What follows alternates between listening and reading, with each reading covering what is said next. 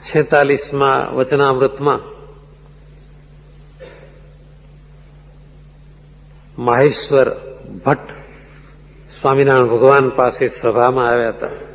એણે શ્રીજી મહારાજને પૂછ્યું, મહારાજ, સમાધિને વિશે સર્વ લીન થઈ જાય, પણ આકાશ કઈ રીતે લીન થાય?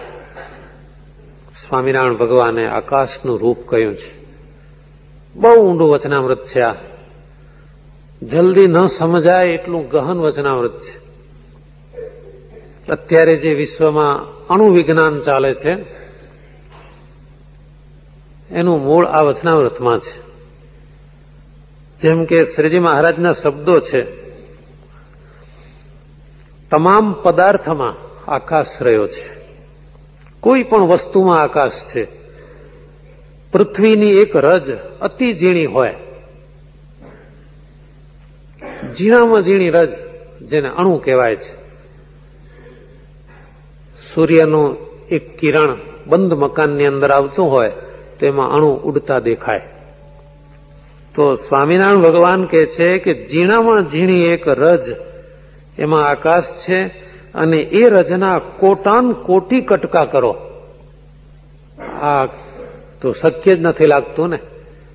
ઝીણામાં ઝીણી રજ એના કરોડ ટુકડા કરો તો પ્રત્યેક ટુકડાની અંદર આકાશ છે. આ અણુ વિસ્ફોટ થાય, અણુ વિસ્ફોટ અત્યારે જે કરાય છે એનું મૂળ આમાં છે. કારણ કે જો અવકાશ હોય તો જ અવાજ થાય, નહીં તો નહીં. શ્રીજી મહારાજ કહે છે પૃથ્વી આદિ 4 ભૂત દેખાય છે, પરંતુ એમાં રહેલો આકાશ દેખાતો નથી. પરંતુ આકાશ તો એ 4 ભૂતનો આધાર છે.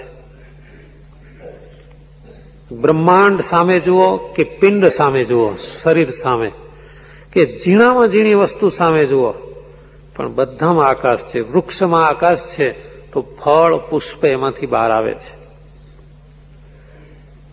આ આકાશની અનેકવિધ અવસ્થાઓ છે, અને સર્વનો આધાર ચિદાકાશ કહેવાય છે. તમારા પ્રશ્નનો ઉત્તર કર્યો. હવે કઈ શંકા હોય તો બોલો.